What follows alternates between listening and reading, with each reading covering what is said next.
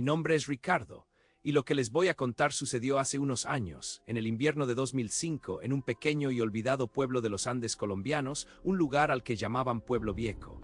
Siempre fue un sitio envuelto en una neblina perpetua, donde las sombras parecían más densas y el tiempo, de alguna manera, se movía más lento, arrastrando consigo ecos de un pasado oscuro. Pueblo Viejo era conocido por su imponente iglesia colonial, la iglesia de Nuestra Señora del Silencio. Sus muros de piedra, carcomidos por los siglos y la humedad andina, se erguían como un monumento a la fe y al olvido. Pero no era la arquitectura lo que le daba al pueblo su reputación de lugar inquietante, sino lo que albergaba en su campanario, la campana del lamento. La leyenda de la campana del lamento era algo que se respiraba con el aire frío de la montaña, contaban los viejos, con la voz apenas un susurro tembloroso, que la campana no era como las demás. Decían que fue fundida allá por el año 1781, no solo con bronce, sino con una mezcla mucho más siniestra. Se decía que los sacerdotes de la época, para cimentar su poder tras una brutal represión de los pueblos originarios, habían mandado a fundir los cálices sagrados de una antigua religión indígena. Pero no era solo eso. Se rumoreaba que, en su interior, llevaba los huesos pulverizados de don Rafael de Mendoza, un encomendero de una crueldad sin límites, cuyo espíritu atormentaba la tierra que había explotado. Y lo más perturbador, se decía que su metal estaba mezclado con la sangre de Ayacucha, una chamana indígena que él había deshonrado y asesinado, y que antes de exhalar su último aliento, había lanzado una maldición eterna no solo sobre Mendoza, sino sobre cualquiera que osara escuchar el tañido de aquella campana forjada con tanta profanación. La maldición era precisa, terrorífica en su simplicidad. 9 campanadas secas, huecas, resonarían exactamente a las 3:33 de la mañana.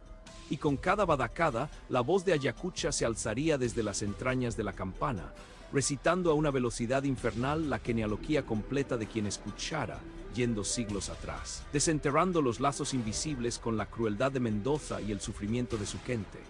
Era su venganza, el recordatorio de las líneas de sangre rotas y el castigo para aquellos cuya estirpe había prosperado sobre el dolor ajeno. Nadie se atrevía a estar cerca de la iglesia a esa hora. Las persianas se cerraban, las velas se encendían y la gente rezaba en silencio, esperando que la hora pasara sin incidentes. Pero siempre hay un escéptico, ¿verdad? En 1999, Esteban Morales, un joven y ambicioso periodista de una pequeña estación de radio local, decidió que era hora de desmitificar la leyenda. Esteban era de la capital, un hombre de ciencia y razón, y se burlaba de las supersticiones del pueblo. Una noche, justo antes del invierno, armó su equipo de grabación y se atrincheró en el campanario de la iglesia de Nuestra Señora del Silencio, dispuesto a grabar las supuestas badaladas y probar que todo era una patraña de viejas. A la mañana siguiente lo encontraron. No estaba muerto, pero quizá hubiese sido mejor. Lo hallaron en el suelo del campanario, en un estado catatónico, los ojos abiertos y vidriosos, mirando al vacío con una expresión de horror absoluto grabada en el rostro. Su cuerpo estaba helado, rígido, y aunque su corazón seguía latiendo, su mente se había ido, atrapada en alguna dimensión de terror incomprensible. Nunca más volvió a ser el mismo. Vivió el resto de sus días en un sanatorio, balbuceando incoherencias y gritando palabras sin sentido sobre nombres y fechas lejanas. El equipo de grabación de Esteban fue recuperado. La policía lo confiscó, pero como suele pasar en estos pueblos, una copia clandestina del audio comenzó a circular entre los susurros de los habitantes. Yo la escuché. No fue fácil conseguirla, pero la curiosidad, esa maldita curiosidad, pudo más que el miedo. El sonido era perturbador. Primero el silencio de la noche, solo roto por un leve zumbido del viento. Luego el reloj marcando las 3:33 de la mañana. Y entonces la primera badacada. Un sonido seco, grave que resonaba en el aire como un golpe al corazón, y tras ella no el eco sino un murmullo. Un murmullo que crecía, se hacía más claro. Una voz femenina, no una voz de ultratumba como uno imaginaría, sino una voz, digamos, normal en su tono, pero antinatural en su velocidad. Era como un río de palabras que fluía sin pausa, sin respiración aparente. La voz recitaba nombres, fechas, lugares, enlaces familiares. La genealogía de Esteban hacia atrás, generación tras generación, con una precisión escalofriante. Se podían escuchar las badaladas de fondo, cada una marcada por esa letanía incomprensiblemente rápida. Era como si cada badacada fuera un marcador para una nueva línea ancestral que se revelaba. La voz no paraba, nunca paraba. Solo terminaba con la última badacada, dejándote con un vacío helado y la sensación de que habías escuchado algo que nunca debiste haber oído. Yo era joven entonces, y aunque había crecido con las historias de Pueblo Viejo, siempre había mantenido una cierta distancia. Hasta aquella noche de invierno de 2005, la neblina era tan espesa que parecía un sudario blanco cubriendo todo el pueblo. La humedad se calaba hasta los huesos y el silencio era tan denso que casi se podía tocar.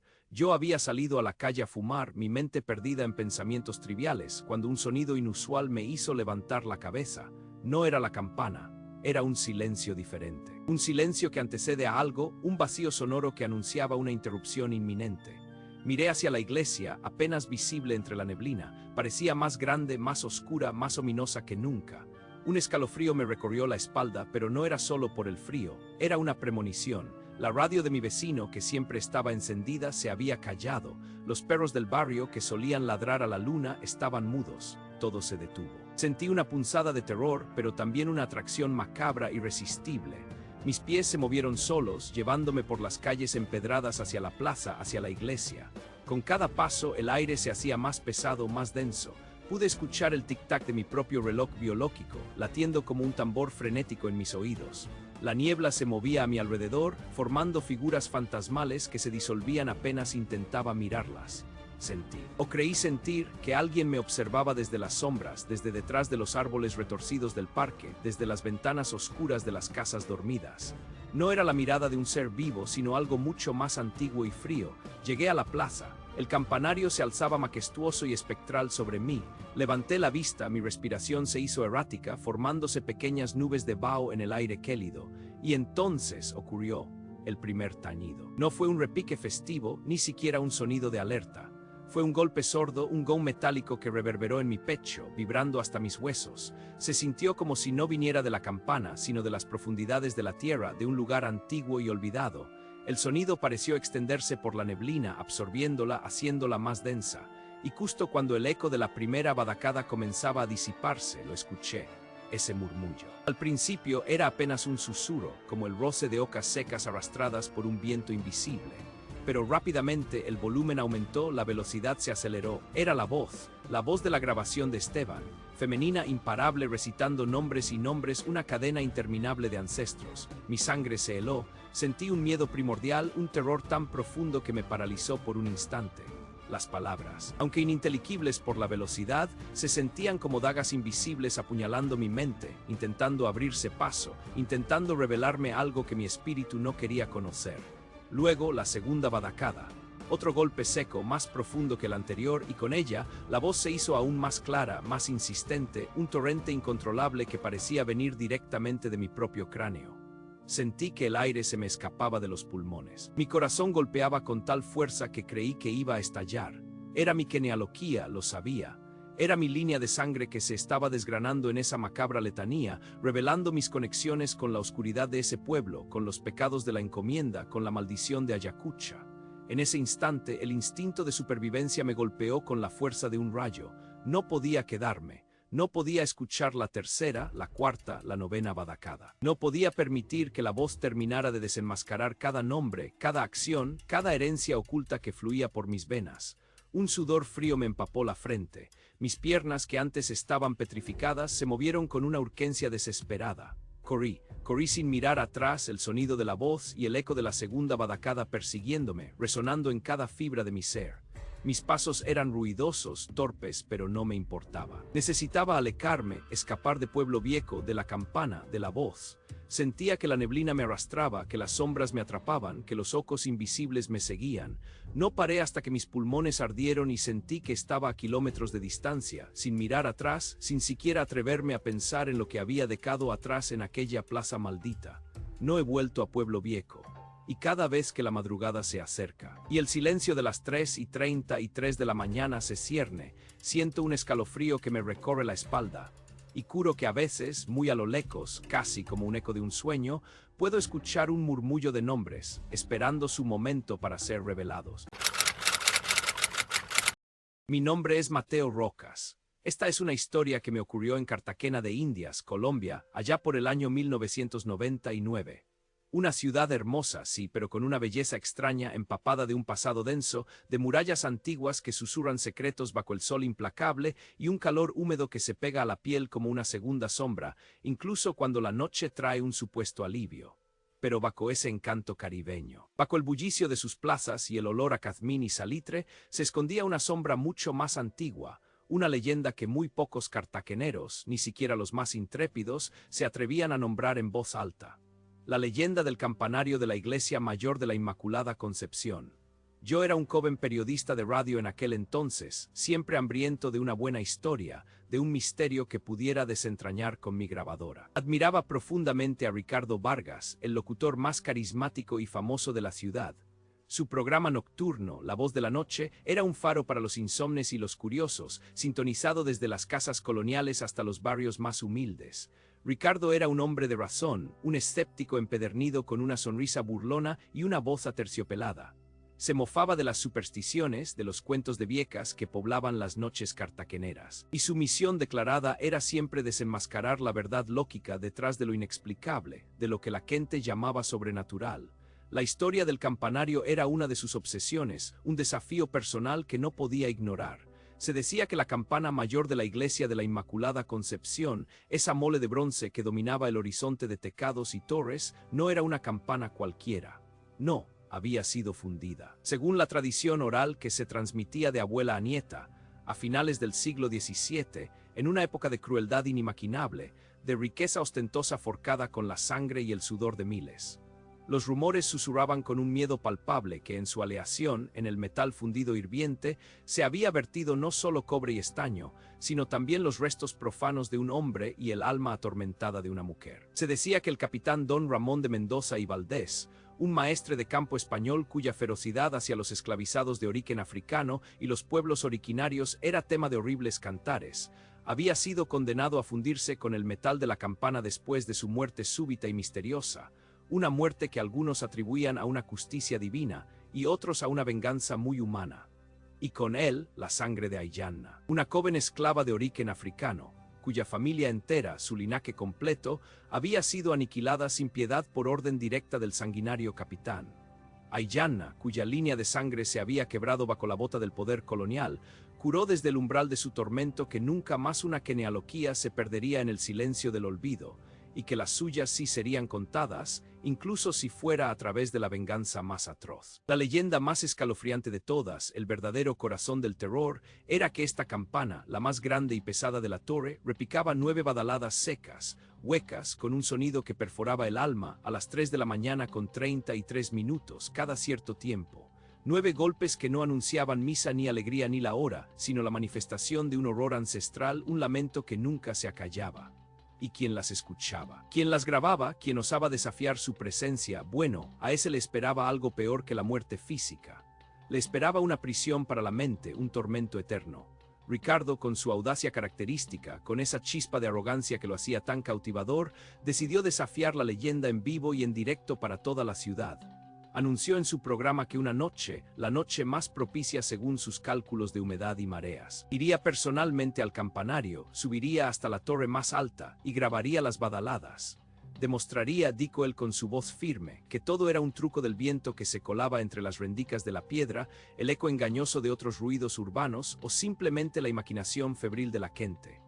Yo, como tantos otros en Cartagena, estaba pegado a la radio esa semana con una mezcla de emoción y un temor inconfesable, esperando la noche señalada. Fue un martes de septiembre, recuerdo vívidamente. El día había sido sofocante, incluso para los estándares de Cartagena, donde el calor es una constante. La humedad era asfixiante, el aire pesado, casi tangible, cargado con el dulzor del mango maduro y el salitre del mar cercano. Una neblina espesa y salada, casi fantasmal, comenzó a arrastrarse desde el puerto al anochecer, envolviendo las calles coloniales, difuminando los contornos de las viejas casas con sus balcones floridos y las altas palmeras que parecían gigantes silenciosos. Era la atmósfera perfecta, opresiva y misteriosa para que una historia de fantasmas o algo peor cobrara vida. Ricardo se despidió al aire poco antes de la medianoche, prometiendo conectar con su equipo de sonido desde el campanario si lograba captar algo. Su voz sonaba confiada, pero noté un matiz de tensión que antes no había escuchado en él. Nunca hubo esa conexión, Nunca más escuchamos su voz en el aire. A la mañana siguiente la noticia, fría y terrible, corrió como pólvora en la pequeña comunidad de radio y por toda la ciudad. Ricardo Vargas había sido encontrado. Estaba en la base del campanario, no en la cima donde se suponía que estaría. No estaba muerto, pero su estado era más aterrador que cualquier deceso. Sus ojos estaban abiertos, fijos en un punto distante, vidriosos, inyectados de sangre, como si hubieran contemplado no el campanario, sino el mismísimo abismo del tiempo y el horror. No respondía a estímulos, no se movía, solo una respiración superficial, errática, un estertor de vida mínima. Un estado catatónico, dijo el médico del hospital local, sin explicación aparente, sin un trauma físico que lo justificara. La policía y los paramédicos no encontraron absolutamente nada que pudiera explicar el suceso. Ni huellas de forcejeo, ni señales de robo. Solo a Ricardo, su cuerpo inmóvil y su equipo de grabación, una sofisticada máquina digital de la época, impecable a su lado, como si lo hubiera soltado un instante antes de caer. La grabadora estaba encendida, el micrófono de alta sensibilidad apuntando hacia la campana, esperando grabar el sonido que lo había consumido. El jefe de la emisora, un hombre pragmático, muy supersticioso a pesar de su fachada de modernidad, y ahora visiblemente nervioso, ordenó destruir la cinta, el archivo digital. No quería problemas, no quería alimentar el morbo ni la leyenda que él mismo, en el fondo, temía. Pero en el mundo de la radio, los técnicos de sonido son como guardianes de secretos, los custodios de lo que el aire lleva y trae. Uno de ellos, un colega nuestro llamado Julio, un joven hábil y con una curiosidad insaciable, había hecho una copia clandestina. Dijo que su curiosidad y un vago presentimiento eran más fuertes que el miedo inicial que le causaba la historia de Ricardo. Nos reunimos en secreto, Julio, yo y un par de otros compañeros más escépticos pero intrigados. La oficina de edición estaba sumida en la oscuridad. Solo la luz tenue de los monitores y la consola iluminaban nuestros rostros pálidos. El aire acondicionado zumbaba monótono, pero la humedad de la noche cartagenera parecía haberse colado incluso allí, envolviéndonos en un sudor frío. Julio, con manos que delataban su nerviosismo, insertó el minidisc en el reproductor. Hubo un silencio cargado, espeso, roto solo por el siseo blanco de la grabación inactiva. Luego, el tic-tac rítmico, casi impaciente, de un reloj de pulsera, el reloj de Ricardo, y su respiración, pesada, ansiosa, audiblemente agitada. Se escuchaba el viento colarse por las aberturas del campanario, no un viento cualquiera, sino un lamento fantasmal que parecía vibrar con siglos de historia. El tiempo parecía estirarse en esa grabación, cada segundo una eternidad. Esperamos, conteniendo el aliento, los ojos fijos en el reproductor como si de él dependieran nuestras vidas. A las 3:33 exactas llegó la primera badalada, densa, metálica, vibró en el aire del pequeño cuarto de edición como si la campana estuviera a centímetros de nosotros. Un golpe que se sintió directamente en el pecho, en los huesos, y luego el susurro. Una voz, femenina, antigua pero no débil. No era un grito de dolor ni un lamento. Era una letanía, rápida, ininteligible al principio, como una corriente de agua fría, pero con una cadencia siniestra que helaba la sangre. Era un torrente de palabras, de sílabas que se encadenaban a una velocidad vertiginosa. La segunda badalada, más fuerte, más cercana, el eco rebotando en las paredes. Y la voz más clara ahora, más apremiante, como si la distancia se acortara con cada golpe. Palabras que empezaron a cobrar sentido, a formarse en nuestra mente aturdida. Nombres, apellidos, lugares. Era una genealogía, la genealogía de Ricardo. Hablaba de su abuelo materno, de su bisabuelo que había llegado a la ciudad desde el interior, de sus orígenes en algún pueblo lejano del Valle del Cauca. La tercera badalada, el sonido puro, cristalino y a la vez brutal del metal golpeando el vacío. Y la voz acelerando aún más, casi desesperada en su prisa, pero con una precisión escalofriante. Nombraba a sus tatarabuelos, a sus ancestros que llegaron de España en los primeros barcos, que se asentaron en estas tierras prometedoras. Detalles íntimos, fechas de nacimiento y muerte, parentescos ocultos que ni Ricardo mismo hubiera conocido sin una investigación genealógica exhaustiva de años. La cuarta badalada, un eco agudo, doloroso, que resonó en mis tímpanos. La voz ya no era un susurro. Era un recitado febril, una cascada incesante de nombres, de vidas, de muertes. La línea familiar de Ricardo, desgranada con una precisión que desafiaba la lógica, volviendo cada vez más atrás en el tiempo, a épocas inmemoriales. Se escuchaba el cadeo de Ricardo en la grabación, un sonido ahogado, ronco, de terror puro, de alguien al borde del colapso mental. La quinta badalada. Sentí un escalofrío que me subió por la espalda hasta erizarme el vello del cuello. Mis manos temblaban incontrolablemente, mocadas por el sudor. La voz se hizo más gutural, más antigua, como si viniera de las profundidades de la tierra misma. Mencionaba a hombres y mujeres de la época colonial, de la conquista, antepasados de Ricardo que cruzaron el mar en busca de nuevas fortunas, que pisaron estas tierras con ansias de oro y poder, con la cruz y la espada. Hablaba de sus actos, de sus posesiones, de sus alianzas, de sus crímenes. El aire en la sala se volvió frío, gélido, a pesar del calor cartagenero, un frío que calaba los huesos. La sexta badalada. El sonido nos perforó el alma, nos dejó sin aliento, como si nos hubieran golpeado en el estómago. La voz era ahora casi un gruñido, una rabia contenida por siglos de sufrimiento, una furia atávica que buscaba desatar el infierno. Hablaba de la sangre derramada en los campos de caña y en las minas, de las tierras robadas a los indígenas, de los crímenes silenciados por la historia oficial.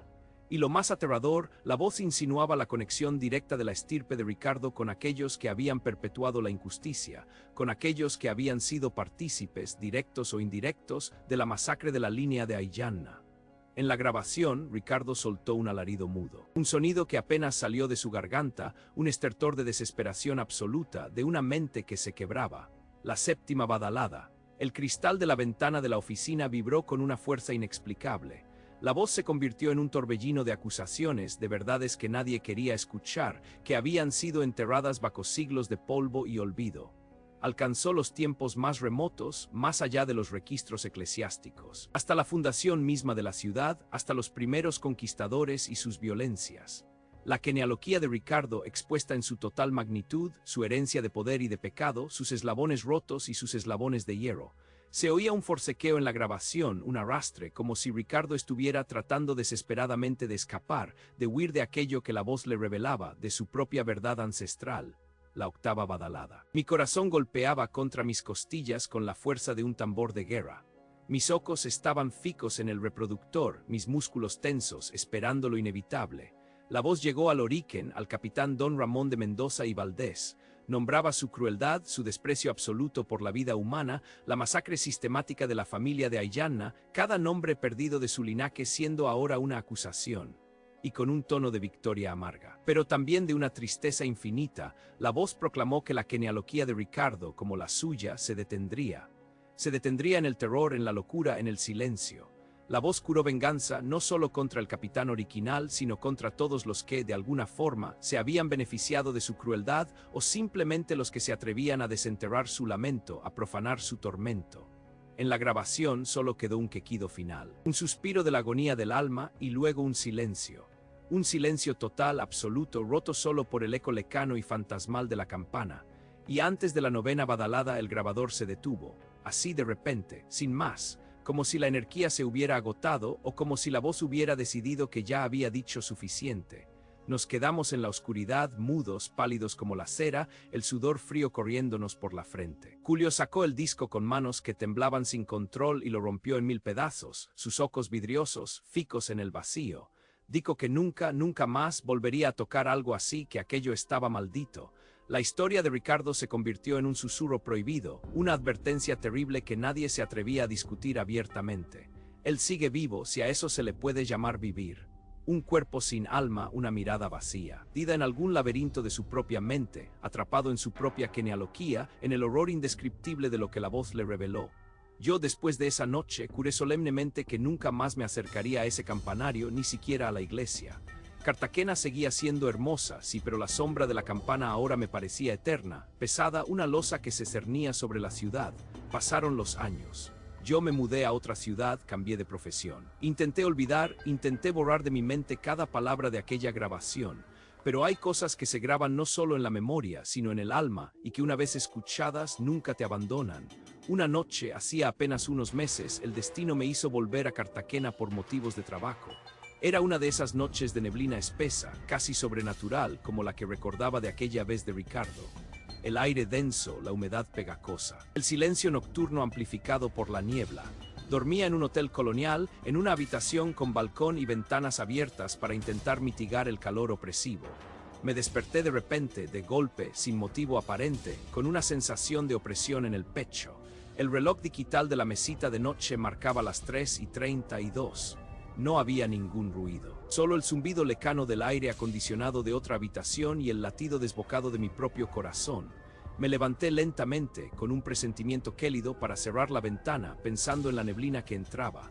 Mientras estiraba la mano hacia el marco de madera antigua, lo escuché, distante sí, pero inconfundible, resonando a través de la densa niebla, la primera badalada de la campana de la iglesia mayor, hueca, seca, vibrante. Un golpe que hizo temblar el suelo bajo mis pies.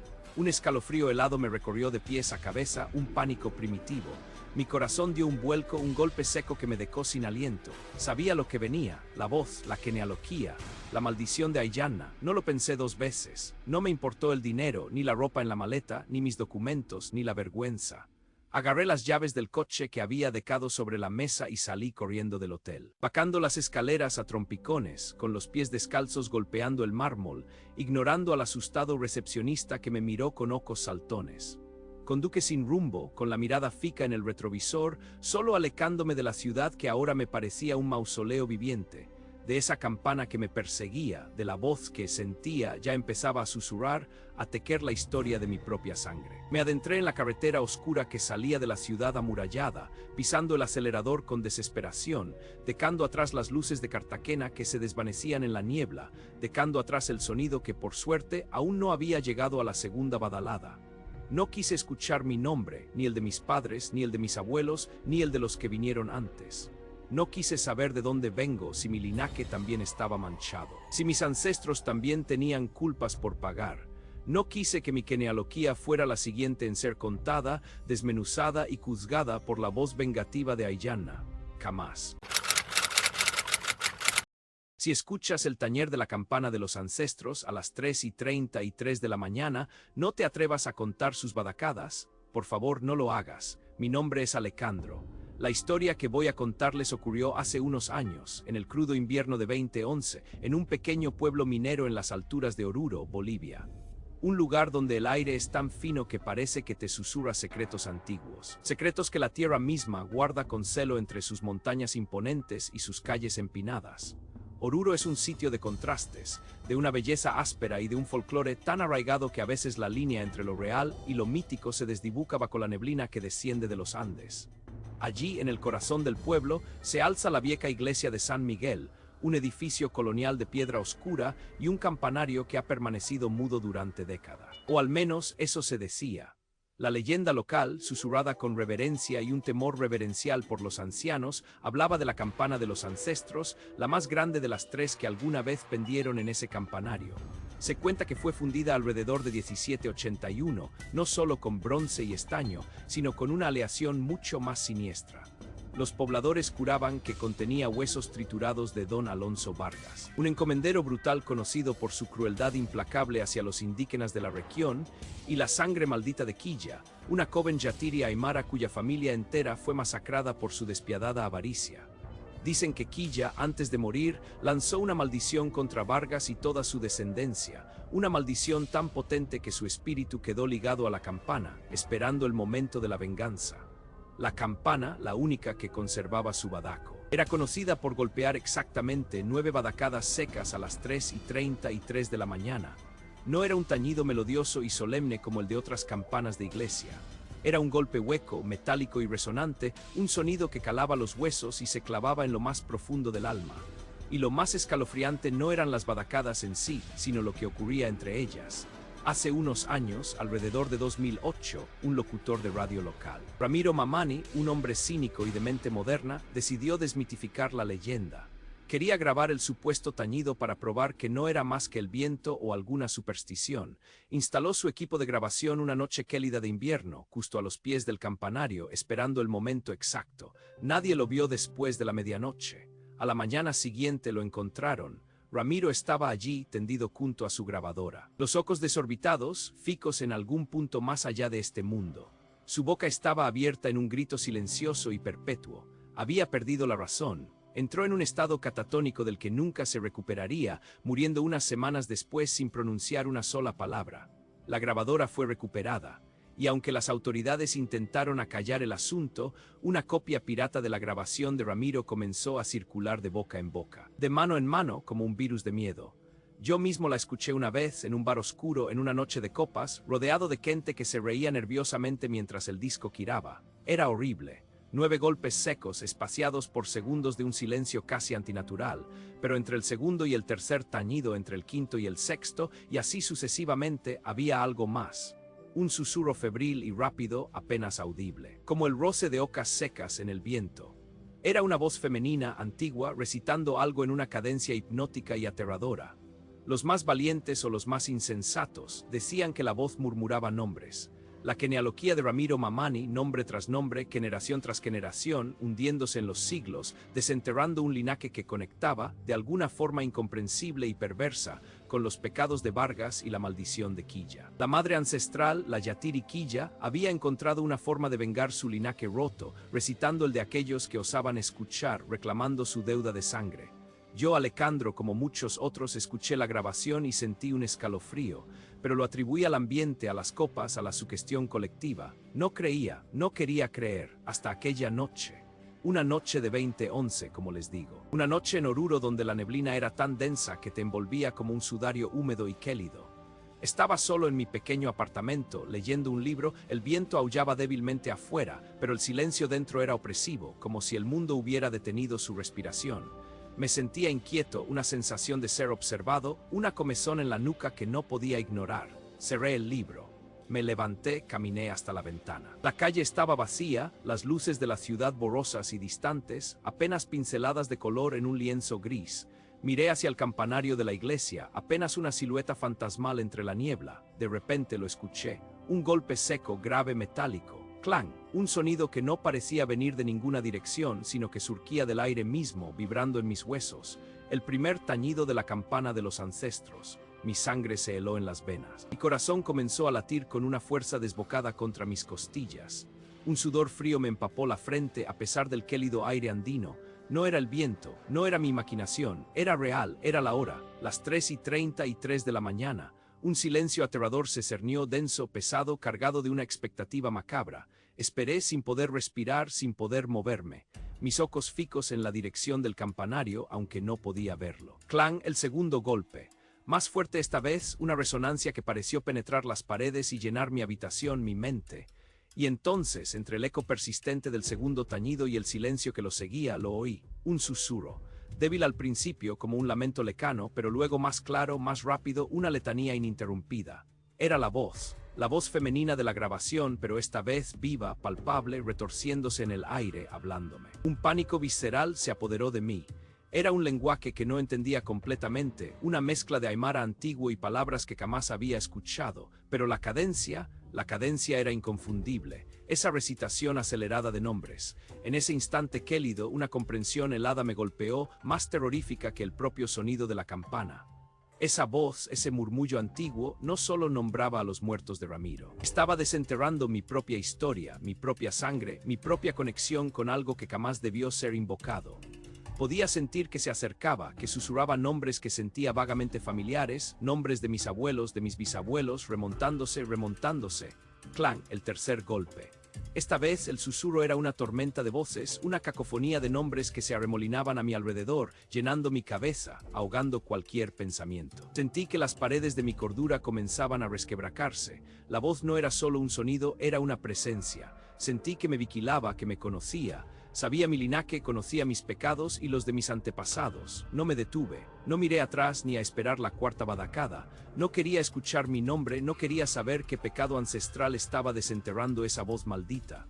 Solo conduje, con el corazón latiéndome como un pájaro atrapado. El aire helado quemándome los pulmones, la voz de los ancestros ya incrustada en lo más profundo de mi alma, un eco helado de mi propia sangre.